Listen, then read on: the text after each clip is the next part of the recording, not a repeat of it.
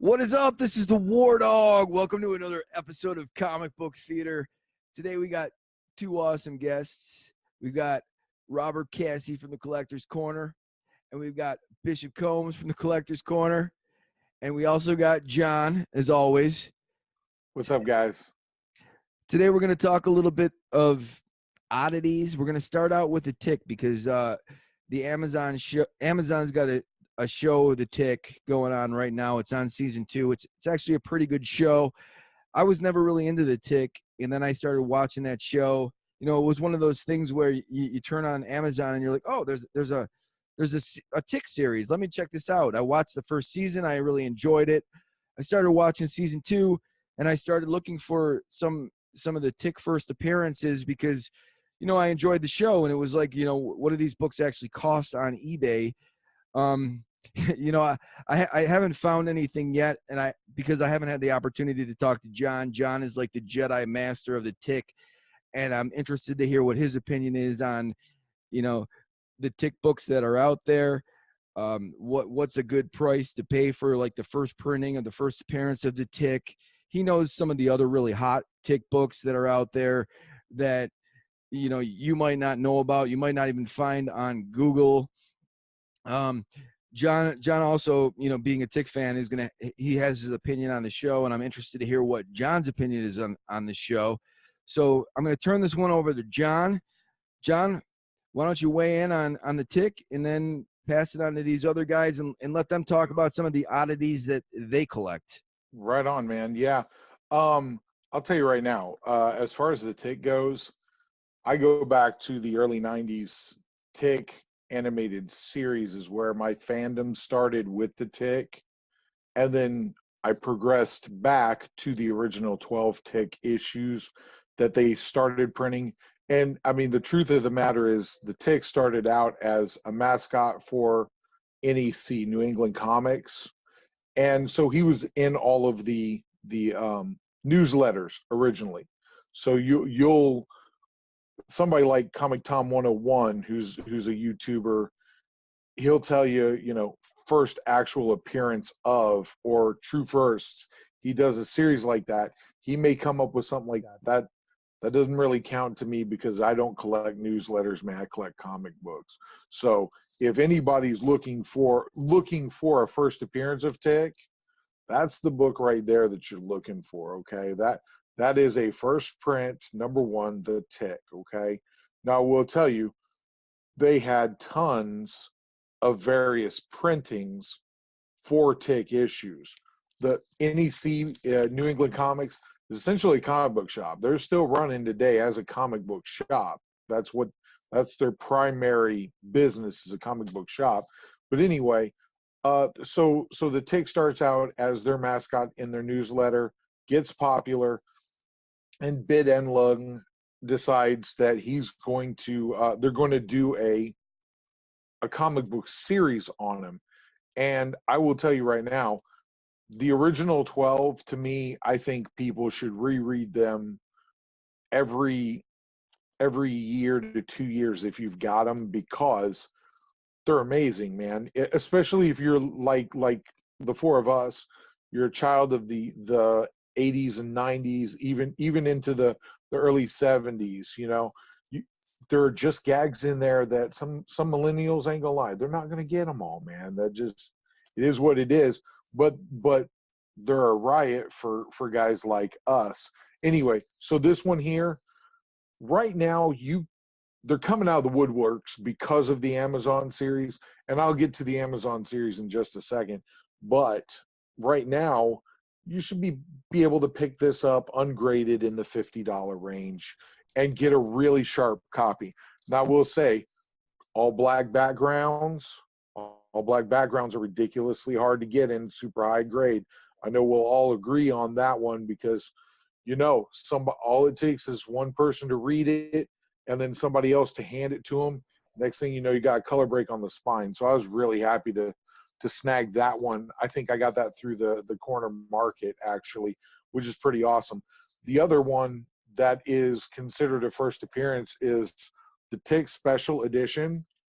Is a white copy, so the white background. not so much worried about color breaks on those, but they show soiling really, really bad.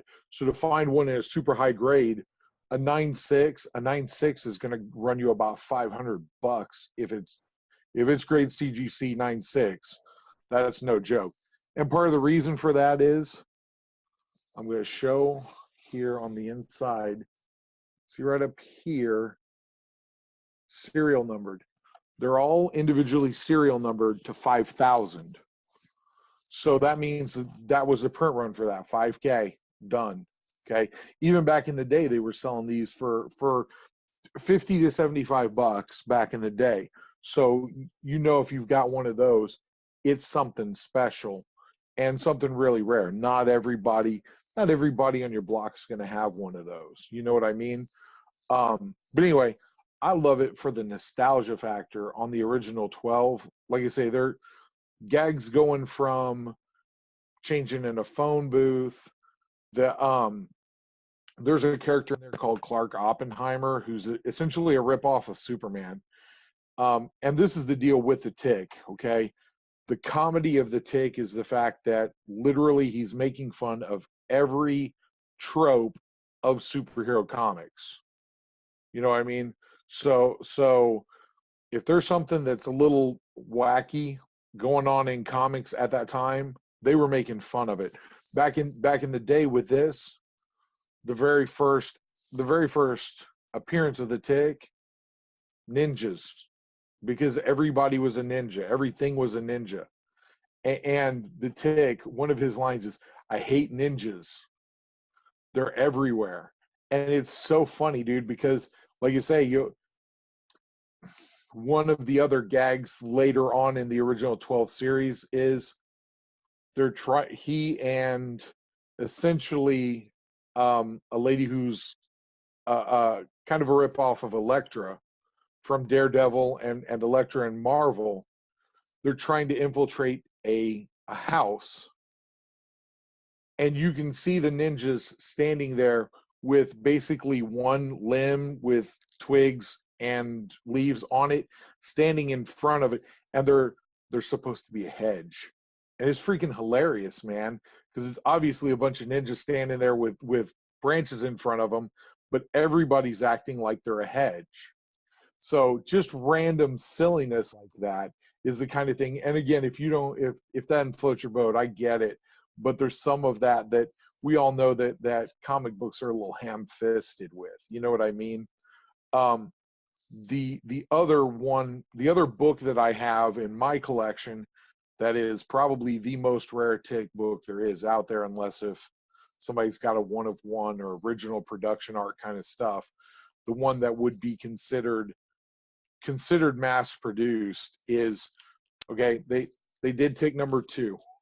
Okay. Tick number 2, this is die cut right here. All right. So you can see this is actually one of the first die cut books in production. I believe Ferret came out from Malibu Comics in the same timeline. Is that 90s goodness right there? Yeah, absolutely. 100%. 100%. And this book this book right here can be had for $2 or $3. Okay. This is number 1, or I'm sorry, first print, number 2. But what they did is the printer actually sent them, and let me try not to have glare on it. They sent them between 250 to 300 of these. This is a first print as well, but they did not die cut them. And so NEC, making lemonades out of lemons, decided they were going to sell it. And in some of the later 12 issues, you actually see solicitations for this book being sold at a higher price than the SE number 1s, the 5,000, because it's more scarce. Now, this is a downside to this. Most people don't know what it is. Most people don't really actually care what it is because it is so scarce. 250 to 300 of these. I mean, like we were talking about, like you said before, this is a book, if you Google it, you're going to get Recalled Comics is going to have a bit on it. You're going to have a thread it's either a Reddit thread or a CGC thread about it, where they're in their forum section on their site is going to be about it. And then you're going to have a story from me from Outright Geekery a couple years back talking about it, because literally nobody else even really acknowledged that they existed. But I'm here to tell you it's right here in my hand. It's legit. Anyway, those are, and I came across that. That's a story for maybe later in our conversation here. But it was an internet a Facebook auction, Facebook live auction, and honestly, neither one of us knew what it was at the time.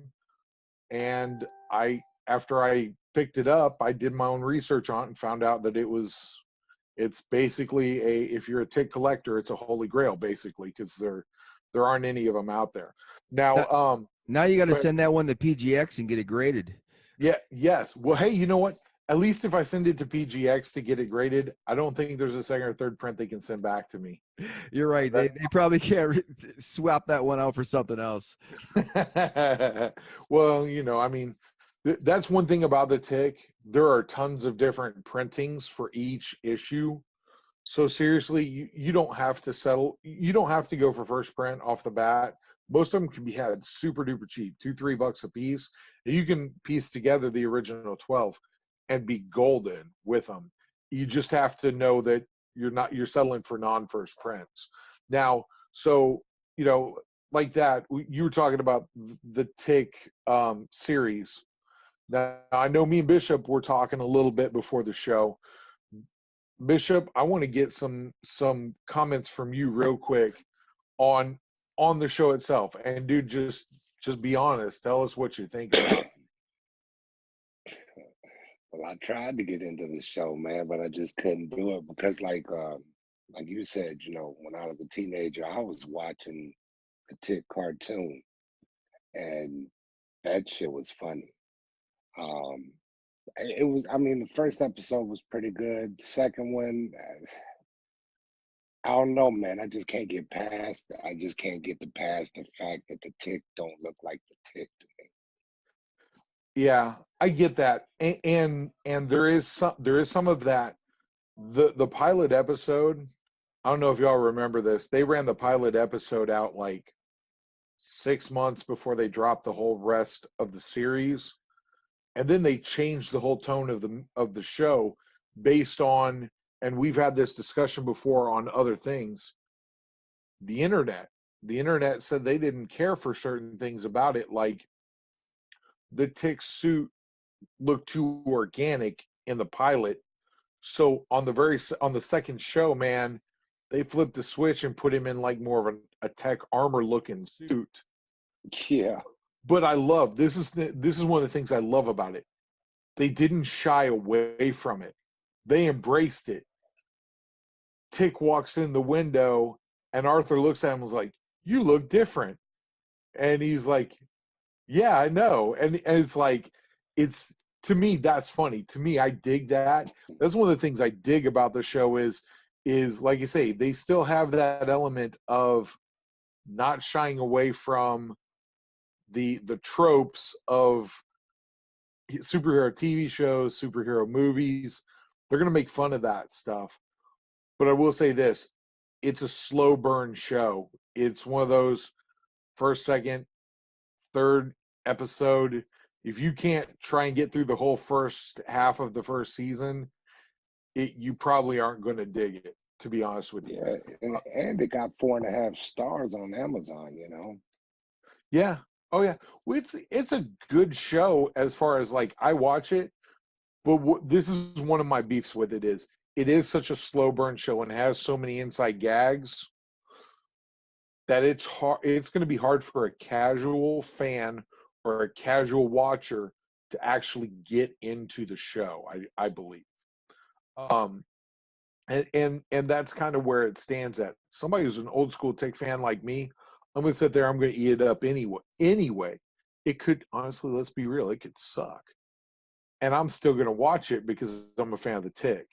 You know what I mean? So Robert, you kind of you've been a fan of the Tick here and there too. I want to get your take. Have you seen the show yet, or is it something that's still on the to be watched list? I have seen it. Initially, I really hated it. I really did.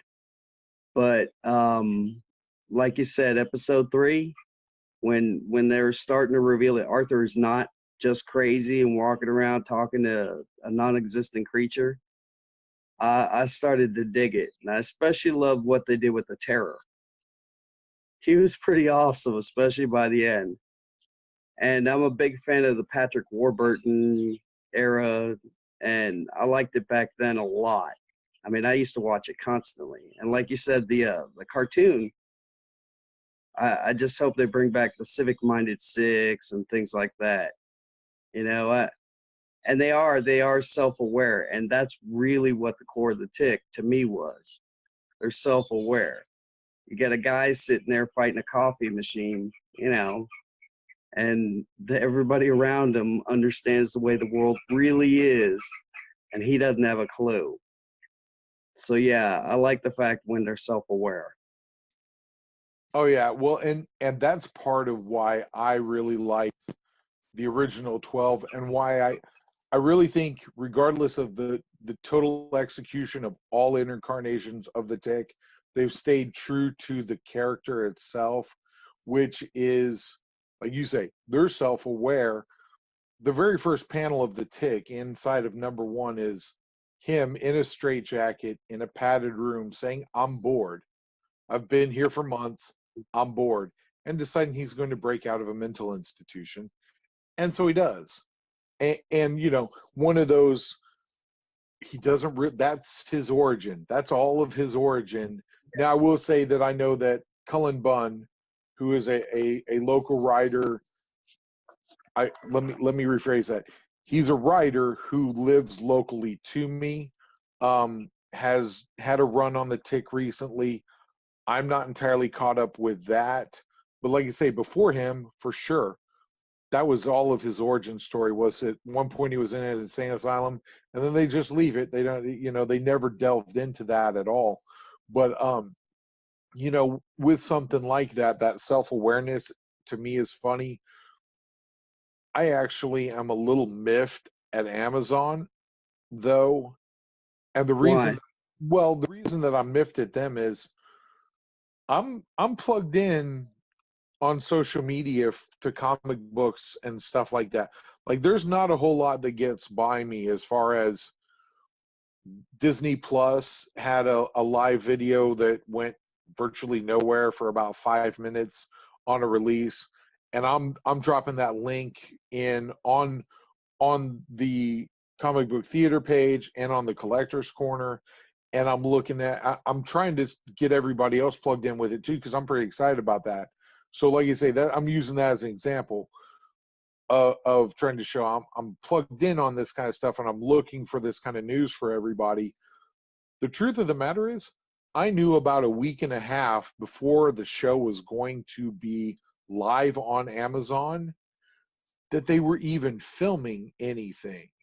Like, and that's with me being a fan of them on Twitter, and I just feel like they dropped the ball. And then they have, you know, they have another show like The Boys coming out. It doesn't come out to freaking July, and they're already publicizing that like maniacs, but they can't give the Tick the time of day, and they're on his second season already. Hey, John, I'm not, you know, I just started getting into the Tick watching this Amazon show. What does the Tick have a weakness? I'm a little bit curious about that. He's nigh invulnerable, which is the way that they have always. Robert's getting to it too. He's nigh invulnerable, but if you mess with his antennas, it throws him off his game. And so it's one of those deals of, they're kind of playing on that trope of superheroes are just as tough as they absolutely have to be to make the story interesting, but we're going to give them a weakness that's super obvious to everybody, but it only gets exploited for for convenience purposes, you know, that kind of thing.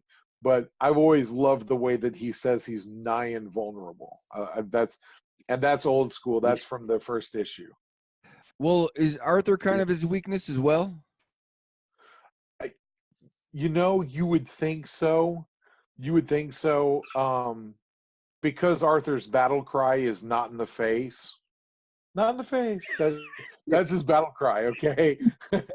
You would think that, but he's really not. I mean, if you think about it, and I'm with Robert too, in that with the Amazon show, at the very first of the show where they're really playing into the fact that Arthur has mental illness and those kind of things, right up until the reveal that Dot could see him too, I was starting to get a little miffed at him because I'm like, the Tick is not a figment of Arthur's imagination. You guys are really playing this Right. too much. And it was taken away from him. Now, we'll say this about the other thing, and I kind of actually enjoy this a little bit about the Tick series now. It's really it's Arthur's show. I mean, would you guys agree with that? It's Arthur's show, and the Tick he's there, but it's Arthur's show. Yeah, and Arthur really was the everyman. And he always, the thing about the Tick was the Tick would just charge into stuff, not understand the situation, but Arthur's intelligence and his caution oftentimes kept the Tick from doing things that he probably shouldn't. Well, even in season 2 with Lobstercules, Lobstercules is actually not a bad guy. I mean, she's just doing what she has to do to protect her family, right? So I mean, Arthur realizes Lobstercules isn't a bad guy, and the Tick comes charging in, ready to kick some butt, and Arthur's like, no, Well, and the Tick, one of the other guy. What's that? Who was the Punisher parody guy from the first season? Overkill. He starts to actually break down Overkill. Like, you only see this black and white view of society, and Arthur was the one that finally started getting underneath and realizing what was going on. The Tick wanted to just fight. Absolutely. Well, and I mean, for as good as the Tick is as a hero, he is fairly one-dimensional in that he's straight ahead, straightforward. He has drama power, so everything's more dramatic when he's involved, and that's part of the gag too. But yeah, Arthur lends a lot of depth to that show, and I like how in season 1 at least, the Tick was narrating Arthur's hero's journey.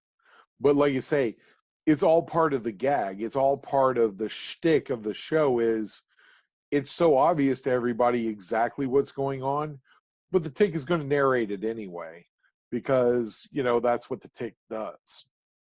Yeah, that adds nuance.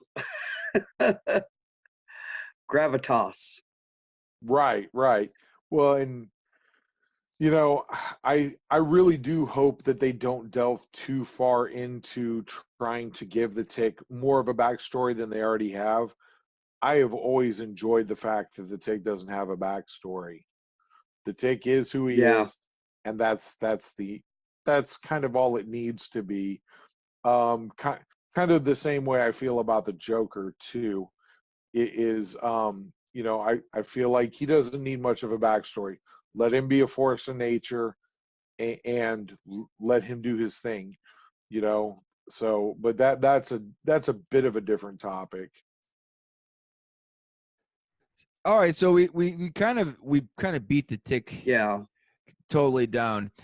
So Robert has an interesting collecting style as well. Robert picks up a lot of cool things, and I see his videos on Facebook, and I always enjoy them because I'm watching somebody collecting something different, and you're not seeing the same thing over and over again. So Robert, why don't you go into a little bit of your collecting style and tell us, what you look for from the oddities perspective and some of the things that you like. Well, normally what I have is I have little sub collections, what I like to call sub collections. Whenever especially during the new year, I try to start a hunt to find certain comic books. And one of the things too is I like treasury size editions because when I was a kid, you went into the department store, you would find the treasury size edition. And a lot of people don't know that within treasury sized editions, you actually had a lot of extras. They were reprints, yes, typically, but they also have more for your buck. Well, one of the things I wanted to show was one of the sub collections. I hope the glare isn't bad. One of the sub collections I came up with was objects. I have the first appearance of the Serpent Crown, which has made a lot of impact in Marvel. A lot of people don't know what it is. This one's the Lazarus Pit, the first Lazarus Pit, and that had to do with my newest hunt this year, which was all of the Ra's al Ghul stuff. I also like the Shadow, which was the inspiration for Batman. This is my Golden Age one. But let me show you the treasury size to show you what I mean. This is my rarest one. If you can see it. Again, the glare, sorry about the glare. Right there is the Rocketeer. This is a Jetpack Comics. They didn't make very many of them. And like me and John were talking earlier, they're hard to store. I figured out luckily that you can put them sideways like this in a short box and they'll fit just fine. So most of those issues get torn up. Like anything you'll get, here's a Spectacular Spider-Man. I don't know if you can see in the camera, but it's got a lot of nicks and color breaks and, not just from kids, but from trying to store them. And the dirt gets on it, like your white cover, the dirt gets on these real bad. Oh, that's the same one. Sorry about that. Now, are the panels in those books larger? I mean, are they like a regular Yes. comic book with larger panels? Yes, they are. It's a reprint of the exact comic book, but they've blown it all up. That's really cool. We got. Go ahead. Oh no, go ahead. I'm just saying Fantastic Four. I've got the Fantastic Four, and you finally get to see Galactus. Huge. The only one I don't have that I really would want was the Ra's al Ghul one that they have, where they collected all of his issues. And again, there's an interesting thing about Ra's al Ghul. First of all, when they released them, the James Bond movie, that's what it's called. That installed the whole al Ghul. The other thing is, mine was through 7 different issues, and weren't continuous. You have a break, and they would continue his story. He would show back up, everything. I thought that was really interesting. He's one of my favorite villains. So what is the price point on those books? What's what? What's the price point? I mean, like if I was to go on eBay and I was to pick one up, I mean, what do those normally sell for? Yeah, you gotta also you condition, what condition you want it. Man, the Ra's al Ghul, first Ra's al Ghul, you're looking at close to $500 for just a decent copy. First time, you're looking at about $300 on up. The Do- rest, the other part,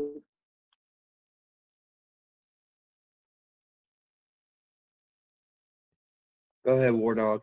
Oh, does CGC grade those? Like, I mean, would the grading companies grade those and put them in specific cases?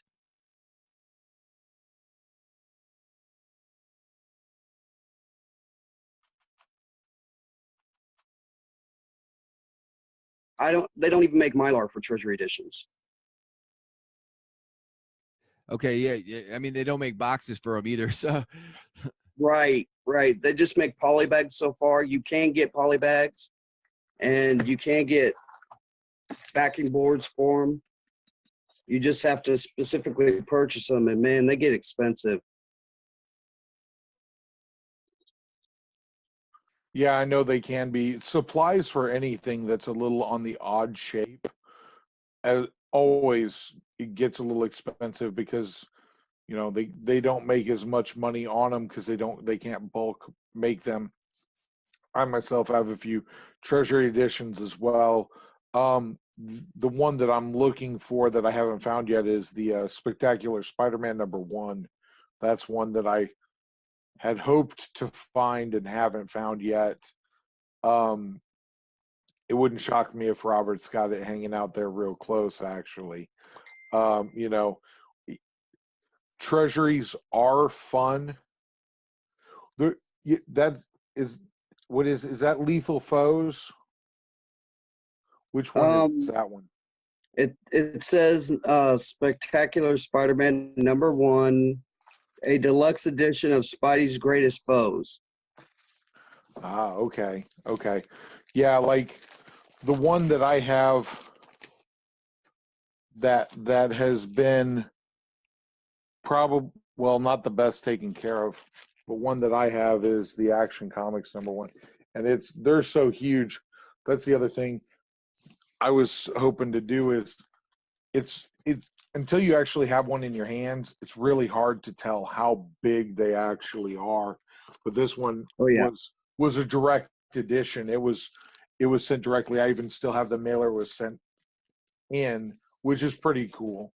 But yeah, they ranged the whole gambit too. From a lot of people tend to believe that the first crossover event was right before they did Amalgam Comics, because that's the one that everybody remembers from the 90s. But Superman, Spider-Man was one that they did, and they also did the Hulk and Batman crossovers. And those are in Treasury Edition. Just cool stuff like that if you're looking for them, you can definitely find them. I'm kind of thumbing through some of mine. I've got like Wizard of Oz, even, for crying out loud, and Howard the Duck. So they're out there. They're out there. They're out there, and they're out there. There definitely takes a special collector to collect those. Plus, with the condition as bad as they are, normally, you got kids handling them. Nobody can really store them, so on and so forth. Mm-hmm. You really want to get them as fast as you can, because sooner or later these things are going to be crazy. I agree with that. You know how people are. We're a lot of us collectors are completists, so we want to have every appearance of our favorite character. These count as appearances. They're different. They're not the same. So, definitely stuff that I'm with you, Robert. I think that they're underappreciated currently. Well, already the Muhammad Ali Superman one, it's way out of my price range. Yeah, I actually, a guy that we all know from the Collector's Corner, essentially, I went and helped him move. Yeah. He lives like 2 hours one way away from me, and I had one, and I gifted it to him. I kind of actually look at it more as a trade because he gave me long boxes full of books that he didn't want to take in his move. He's like, dude, I don't want them. They're not doing me any good. I don't want them. You're saving me room in the truck. Take them. You're helping me move. And so I gifted him that one. And it's one of those deals of, yeah, there's a part of me that wishes I had kept it, but on the flip side too, you know, comic book karma. You know what I mean? They kind of one of Right. those things where you give something, or like Robert, you and I have done some trades before. I know Wardawg has bought a few comic books from me in the past. You do people the right way, and inevitably somebody else does you the right way, and you end up with a book you never thought you'd ever own, you know? Right. That's true. That's really true. So did you find like a Hulk 181 in those long boxes by any chance?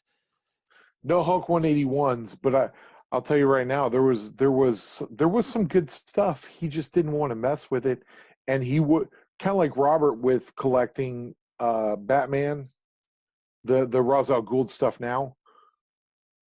That Corey essentially was narrowing his collection down some, focusing it in on certain things. And I mean, you know, like you say, Corey's a good dude. Corey's got plenty of comic book karma headed his way too.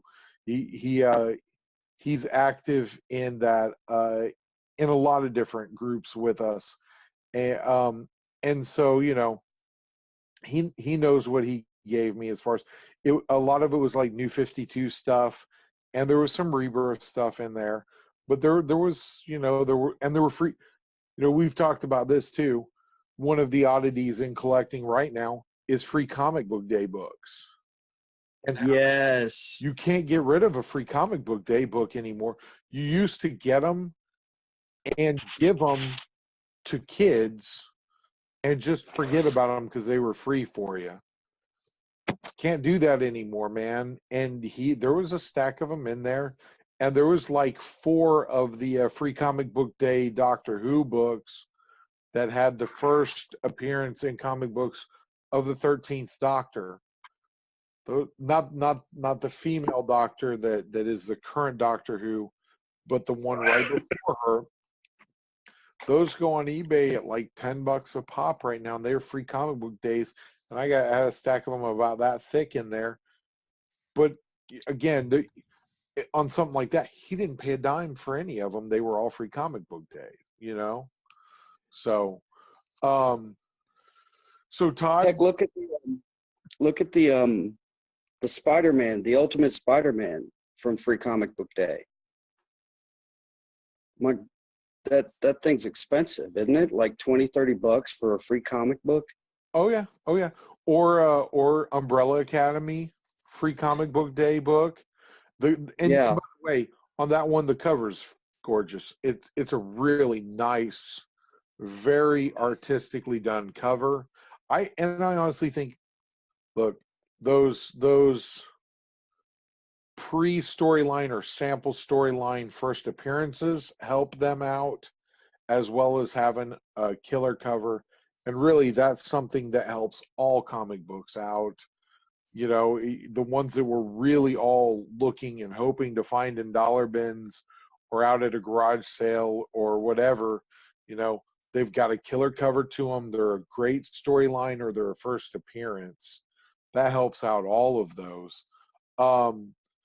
Todd, I was going to ask you, man, you have any oddities that you're collecting at this point?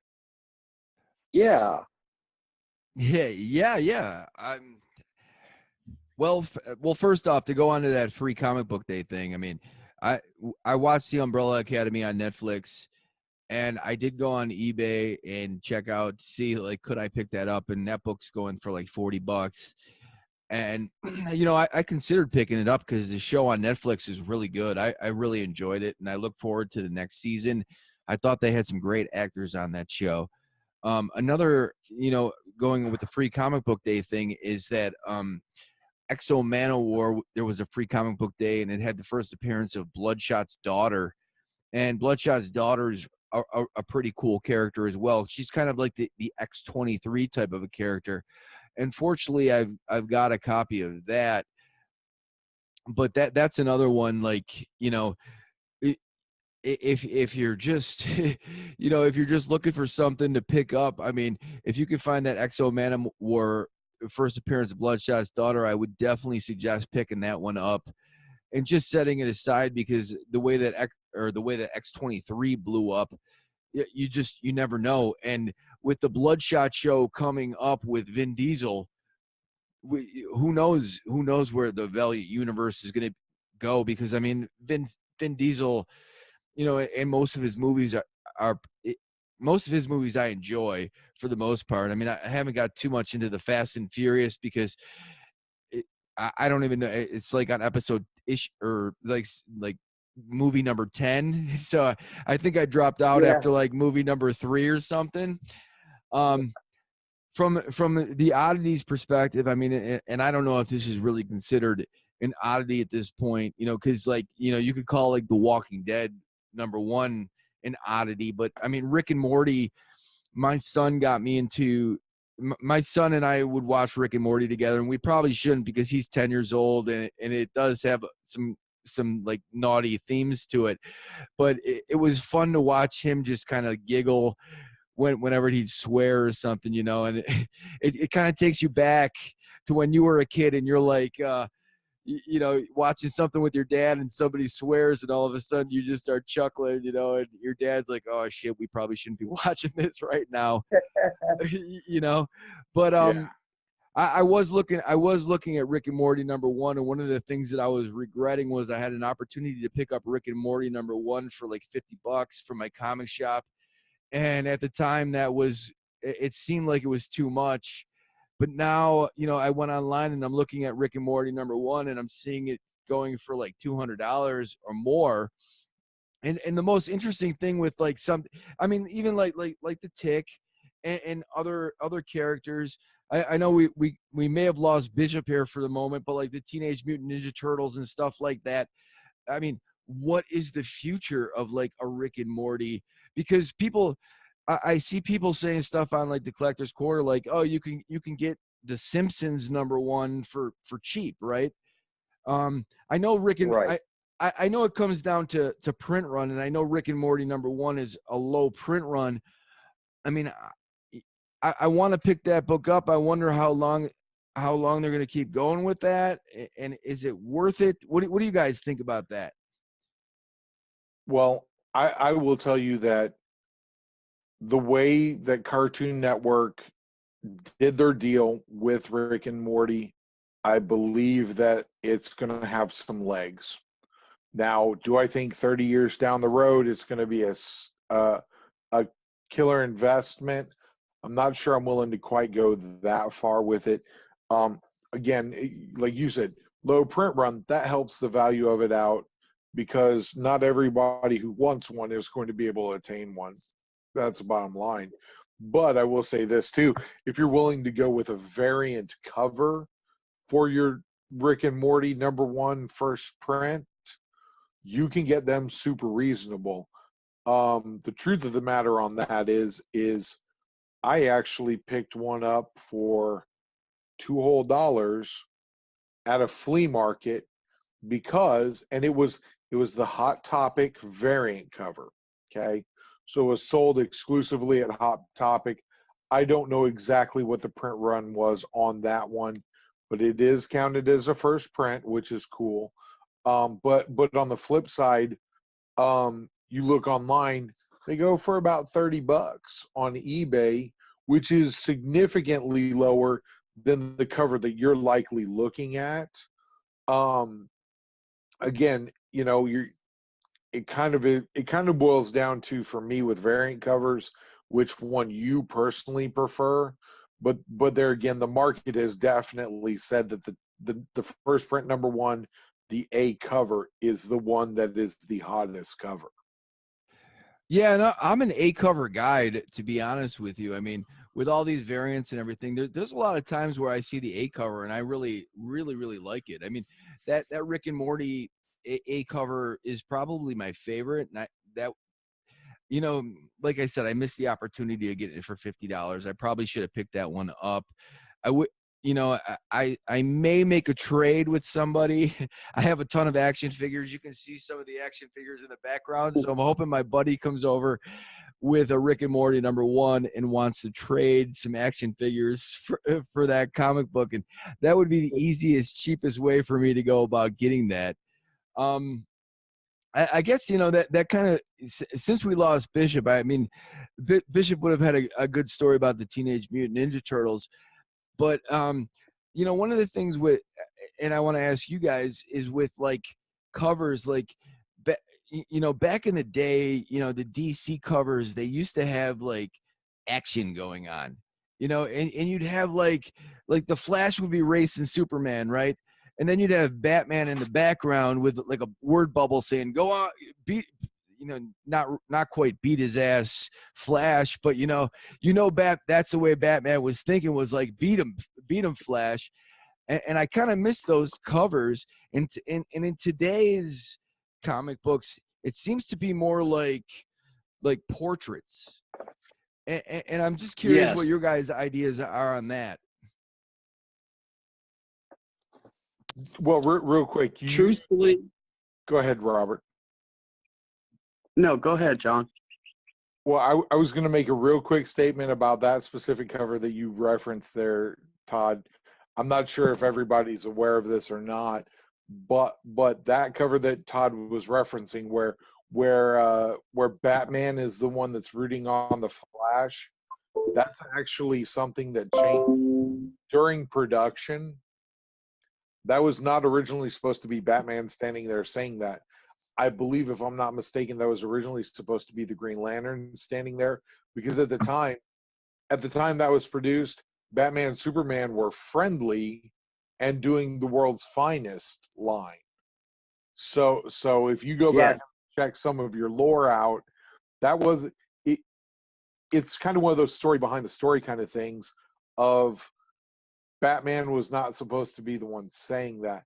But yeah, I agree with you. There's not as much action. It's definitely more of a, we're going to give you something that's a pinup or a portrait. There's no real word bubbles that much anymore, those kind of things. Why do you think that is, Robert? I honestly, I think it's because the artist comes up to him and says that they're going to do a variant cover, basically.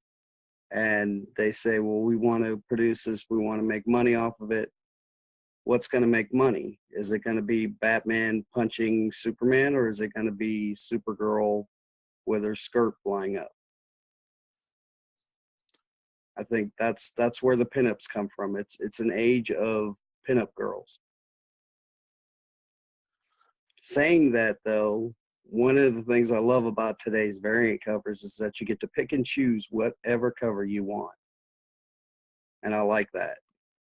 Yeah, I have to agree with you on that. I mean, people complain about the variants, but that does make it a little bit more fun, especially if your shop carries the variants and you can walk in and you can see cover A, cover B, and you get to you get choice, and choice is always a good thing.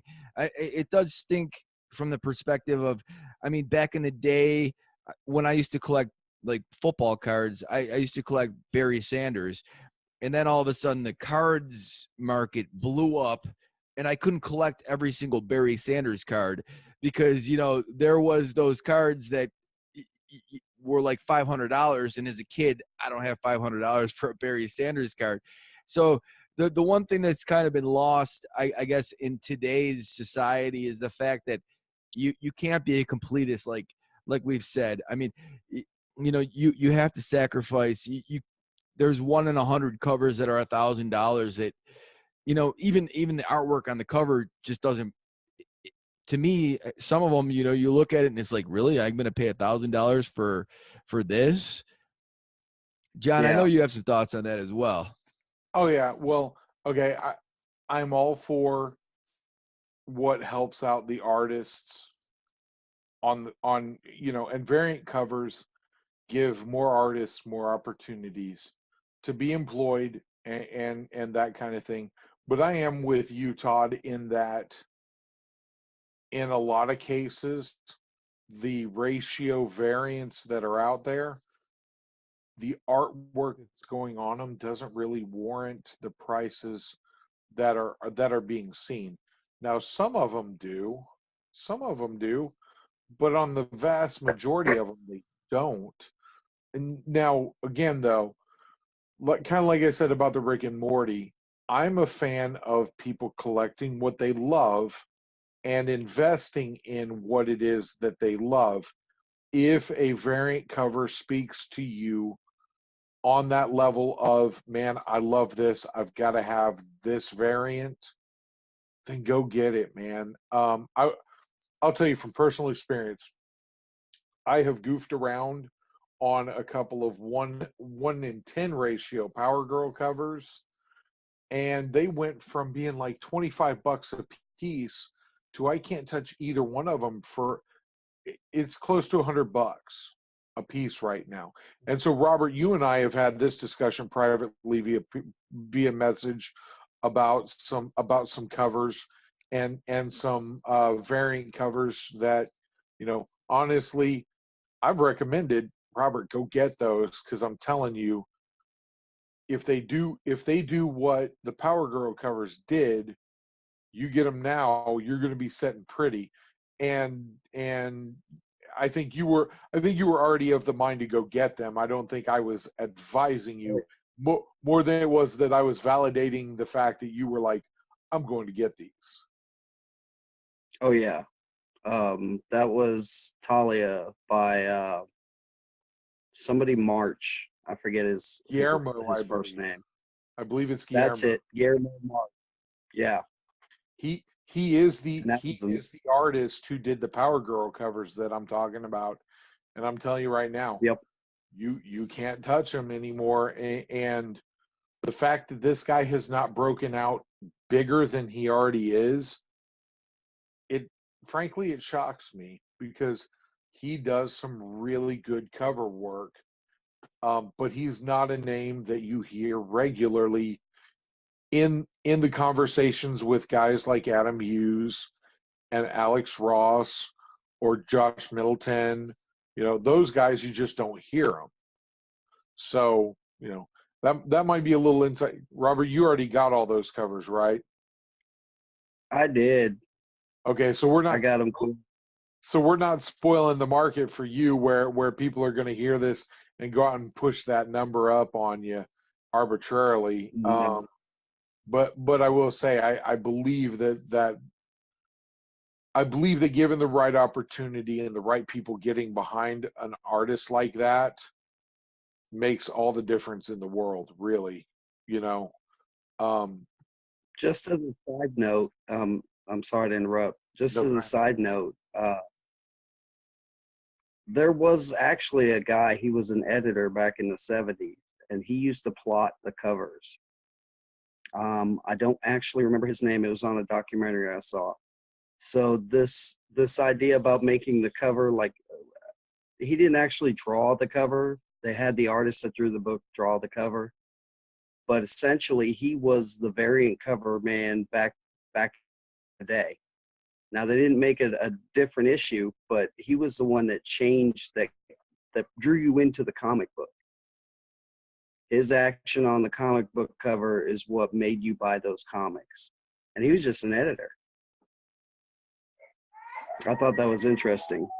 Oh, yeah. Well, and I'm friends with quite a few different artists through Facebook. Some of them are professional color guys. Others of them are guys who have done pencils and stuff. And let's be real here, man. Every single one of those people involved in that process are extremely important to the success and to the overall feel of the way that cover presents. Because you get a good artist in there, but okay, I'm going to use an example here of one of my favorites, Todd McFarlane. his first Hulk cover that he Okay. did, whoever inked over the top of it, and I don't know who it was, so I'm not trying to dog the guy at all. He was super heavy on all of his lines. Like, Hmm. go back and you look, and their lines are like that thick, outlining everything.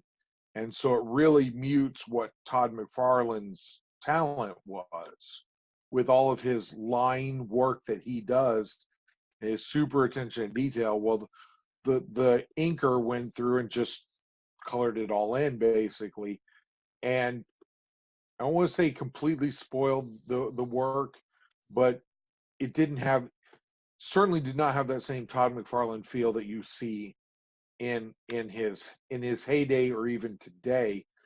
Not even close. So that's an example of where an inker might have kind of goofed some stuff up. But a colorist is the same way. If you've got a colorist that doesn't that's not taking great pride in his work, can absolutely smoke a cover that should be great, and it ends up being kind of trashy. Or vice versa, you can have that inker and that colorist save somebody who is Yeah. mediocre at best or even poor, and make them look like $1,000,000. Kind of like Rob Liefeld's recent work. You said it, I didn't have to. Or early issues of the New Mutants. Yeah. The inkers and the colorists, man, they made those comic books a little bit more consumable. More palatable. Yeah, for sure. I mean, look, I highly recommend people going back and watching the interview that Stan Lee did with Todd McFarlane and Rob Liefeld when they were doing Overkill, and who would eventually become Overt Kill. They added the T there and took him to Image with them. But they did this for Stan Lee in a Marvel production deal, and Todd did half and Rob did half. I'm going to suggest that all of our listeners go and watch that video. You tell me which side did the best, and also tell me which side had to go back and touch up the other guy's side some. I'm not telling you who it was. You just go figure. You just go watch, because I'm not gonna exaggerate, and I'm not gonna lie about it. I'm just gonna tell you. I'm just gonna let you find it out for yourself. I don't even think I need to watch the video. Well, I mean, one of the things I wanted. Go ahead. Well, I was gonna say, all I'm gonna say is I mean, dude does what he does. That's kind of where I'm gonna leave it. Is dude does what he does. I really liked some of Liefeld's stuff. That's why I got back into New Mutants when he was doing the back end of New Mutants before it was canceled. I admit I really dug some of his stuff. You know, I did as well, and I think, you know, he peaked. And that might be what it is. You know, he really peaked with that. And the other interesting thing, I seen somebody comment on Collector's Corner saying that Fabrizio Nicosia, I think, is the other guy responsible for Deadpool. I mean, is Rob exclusively responsible for Deadpool, or did Fabrizio Nicosia?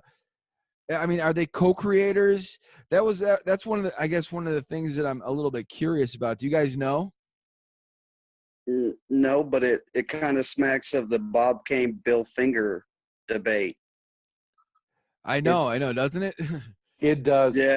I will tell you that most people who are plugged in recognize, and I've always pronounced it Fabian Nicaea, and I may be wrong because I'm a hillbilly from Missouri. I tend to take the absolute simplest pronunciation I possibly can and hope that it's right, frankly. You're probably right. I might be right, but I'm more than likely not, because actually, come to think of it, I think that I'm taking Mike Strickland's word for that. I think I'm copying Mike Strickland. So don't tell him I do that, because He'll never let me live that down. Anyway, most people who are plugged in recognize him. So in that way, I think it's a step above what it was with the Bill Finger, Bob Kane thing. Yeah. Because even people who are plugged in back then, who's Bill Finger? You know what I mean? It was seriously people into the 70s and 80s, no clue. Who's that guy? I don't know who that guy is. And it Some took dead it dude. really took it really took that film of, what was it, Bill and Batman? I don't remember the exact title. Batman and Bill, I think. Yeah. It took that film for the majority of comic book fans to finally recognize what was really going on there. And so, I mean, that's, and by the way, if you haven't watched that, highly recommended. Highly recommended. Yeah, I was gonna say that too. I mean, if you have never seen Batman and Bill, if you're a comic book fan, that is a must see for sure. I've actually never seen it. Dude, Robert, Dude, you'd I never- love it, man. after the podcast, forsake all sleep for tonight, because it's like a 2.5 hour documentary, but it's well worth it, man, because they go into the whole thing, man. And it's one of those deals where the film, like a lot of documentary folks are these days, it basically became his crusade to make sure that Bill Finger was recognized as a co-creator of Batman. And he didn't stop. He kept calling and kept making, and so he tells a compelling story, for sure. Tells a compelling story, which I think Bill Finger would be happy with. I think, I think that would be good. I think it's a good part of the Batman lore now, So and he's even credited on the movies now. Right. Well, let's be real here too, man. One of the reasons that nobody ever really pushed it that hard was the millions and millions of dollars that DC was terrified that they would have to pay out to the family over this property that was co-created, that they never got any cash on at all. That's sad. That's sad. Do the right thing. Do the right thing and hope that everybody else is willing to do the right thing. And start paying them.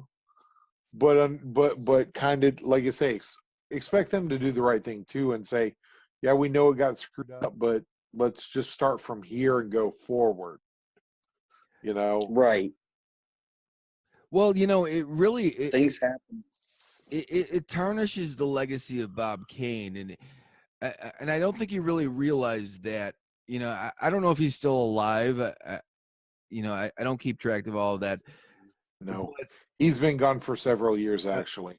Okay, yeah, I know. I'm pretty sure Bill Fingers passed, but I mean, it 70s. it tarnishes the legacy of Bob Kane. I mean, I don't think anything can tarnish the legacy of Stan Lee, but I mean, Jack Kirby and Stan Lee pretty much created characters together. I mean, I wrote a comic book, and me and the guy that did the comic book together, we're pretty much 50-50 on this whole deal. And really because of the fact that I seen these shows, and I was like, I want this dude to get as much credit as I'm getting, like, okay, so I wrote these guys, but I kind of told them a little bit of what they need to look like, but he was the one that put the pen to the paper and actually drew them. And then I looked at him and I said, oh my God, that's perfect, dude. Right. Let's go forward.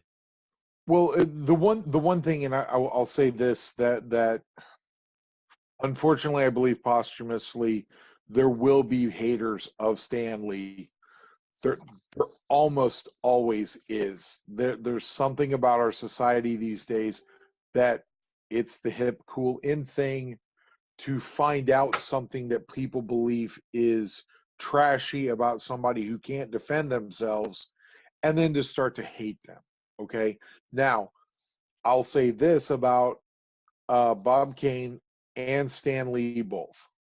one thing that both of them were willing to and able to do that Jack King Kirby and Bill Finger were unable and or unwilling to do. I'm not gonna say which because I don't know either one of them. I don't know if they were unwilling or unable, but it's one or the other.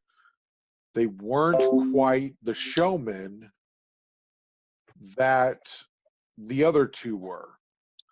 The one thing you can definitely say about Stanley and about Bob Kane is they were showmen. They were as invested in being the name brand and being the guy to take things over the top in order to promote Batman, Spider-Man, Marvel Comics, DC Comics, be that ambassador that the other guys, they just weren't. And again, that could just be that I gather that Jack Kirby, from everything that I've read about him and documentaries I've seen about him, he would have rather been just drawing the whole time. He loved his art. He was good at his art. That was his that again, something that I think that everybody should go looking for is Jack Kirby's drawing table. For us today, you look at it and you're like, man, I'm not sure. It looks worn out. It looks like it doesn't look state of the art in any way, shape, or form. But the truth of the matter is, that's where the king did his work at. And I think that everybody should be able to see it and be like, yeah, that's Jack Kirby's desk right there, and that's the chair he sat in, and his ashtray for his pipe and stuff. You know, you should be able to say that you've at least seen pictures of it. You know what I mean? Because that's like hallowed ground for comic book nerds. It just is. So anyway, I highly recommend go do a Google image search. They're out there. His family is on Facebook. They have pictures of that stuff. And so anyway, like I say, I don't think you can undervalue the showmanship that those two other guys gave. Yeah, no, I totally agree with you. I mean, it's sad that they didn't maybe share as much as they should have, but they definitely contributed to the popularity of these characters. On that note, it's getting a little bit late. We should probably wrap up here. So you guys got any final words on what we talked about before we wrap this one up? Actually, I do. We were talking about the different size comic books and how to store them and everything, and we are also talking about sleepers for Free Comic Book Day. Something I found out is that there's a series called Mouse Guard. I don't know if y'all have heard about it yet. They're supposed to get a movie or a TV show. I don't know which, but the Free Comic Book Day, you had to actually have comic books specifically order Mouse Guard to get a copy. Is it Mouse Guard, like MOUSE Guard? That's correct. And they're all hardcovers. They are reprints of the series that happened, but they're extremely hard to find. I know I will definitely be checking for those. That's a good little piece of information there from Robert. And I will tell you, anytime that I sound smart, basically know I'm copying what Robert said. So just know that going in. That's basically my final thought on the entire episode. I know that I kind of bogarted the mic a little bit tonight and stuff. That's partially because I missed last week, so I had to get some extra chit chat in. That's nothing new, John. We're used to that. I'm just kidding. It's good to have you back, brother. I'm glad you're back. Thanks, man. This show is a lot easier when you're here. I don't have to talk as much. I can just kind of kick back and listen to these guys, You just get to look pretty in your Slash wig. Yeah, exactly. So with that, we're gonna wrap this one up, guys. Thank you so much for joining us. This was a blast. Hopefully, we can do this again.